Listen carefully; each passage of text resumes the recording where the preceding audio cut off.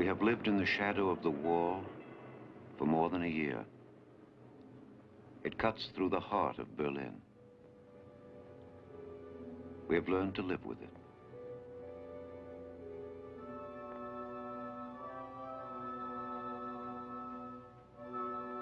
We refuse to think that it will always be this way.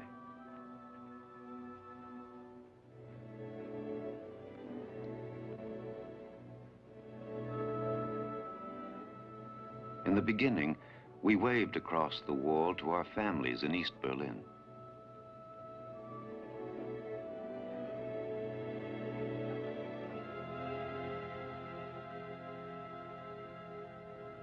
It didn't matter who watched us. But later, the communist policemen came and stopped our families from waving.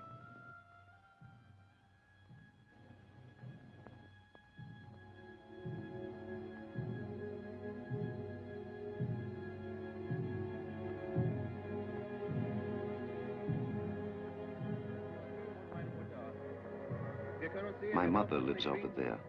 They'll move her away if she dares to wave. It's forbidden. I speak to my children in East Berlin with hand signals, making certain the guards are not watching. I don't want them to harm my family. We have become good with our signals.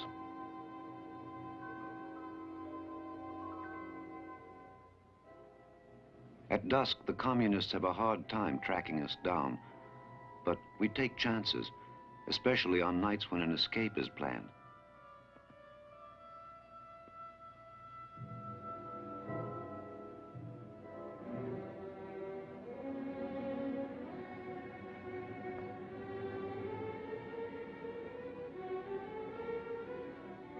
In the beginning, many people escaped in broad daylight by jumping out of windows facing the western sector of the city.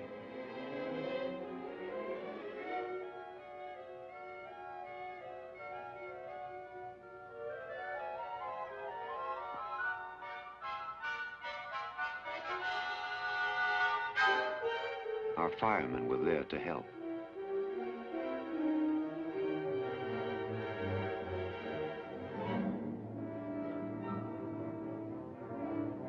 We remember the woman being held by communist guards to prevent her from joining her family. They even threw tear gas at those who were below, ready to catch her.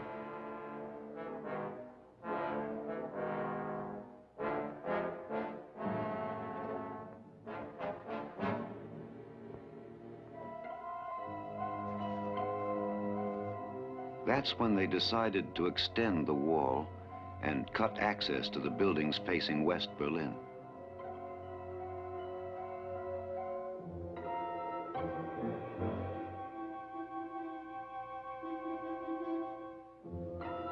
They sealed every window.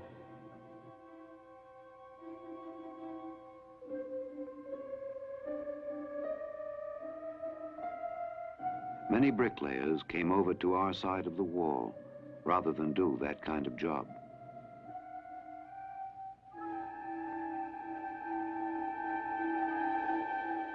They strung barbed wire on the roofs to close off another way of escape.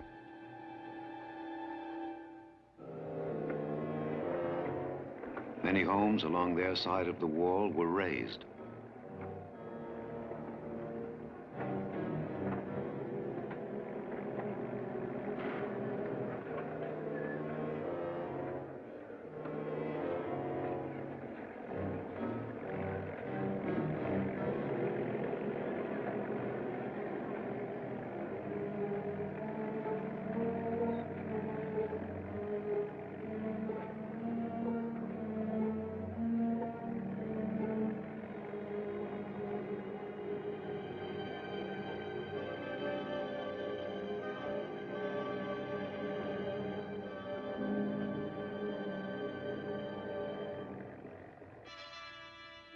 They blinded us with reflecting mirrors. They threw tear gas. They tried everything to keep us away. We threw the tear gas grenades back at them.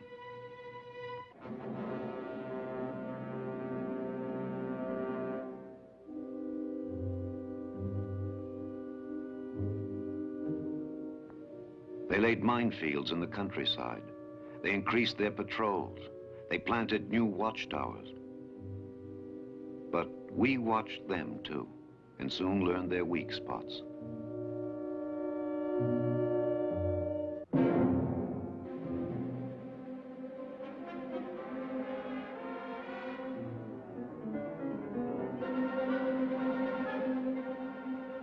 Entire families escaped, women and babies. We were waiting for them.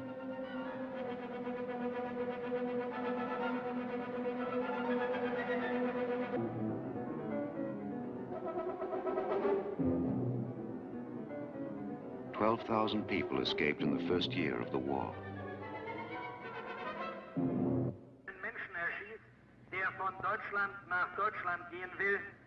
Our loudspeakers told the communist guards that to shoot a refugee was murder, that they would be held accountable, that they could not claim orders from higher up.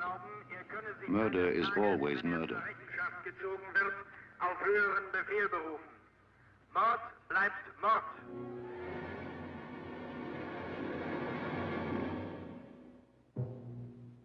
On a Friday afternoon, they shot an 18-year-old boy as he was trying to scale the wall into West Berlin. They let him bleed to death on their side of the wall. Then they took his lifeless body and took him away. His name was Peter Fechter. He was an apprentice bricklayer.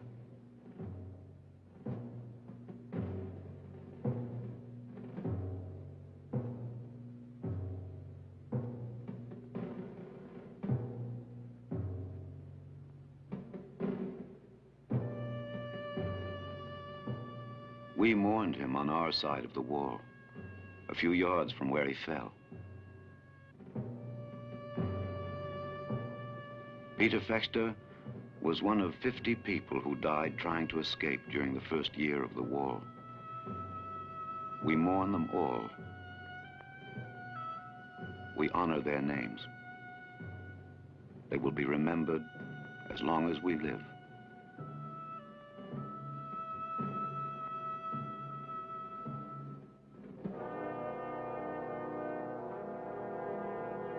At 12 o'clock on August 13th, on the anniversary of the war, West Berlin paused for 3 minutes of silence.